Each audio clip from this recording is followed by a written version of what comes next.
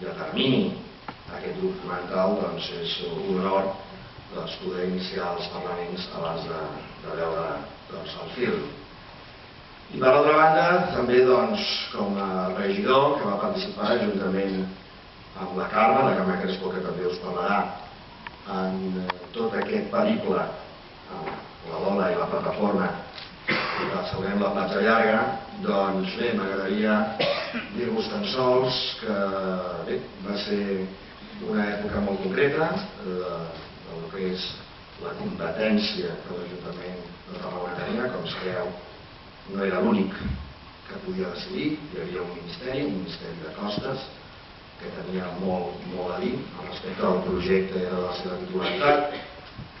però que quan vam arribar nosaltres al govern ens vam trobar una idea del que es volia fer amb la Platja Llarga, doncs ja molt feta, molt cuinada, molt difícil de descapçar, molt difícil de desenvolupar. I això era una dificultat per als que volíem la Platja Llarga o sentíem la Platja Llarga d'una altra manera, però també administrativament, també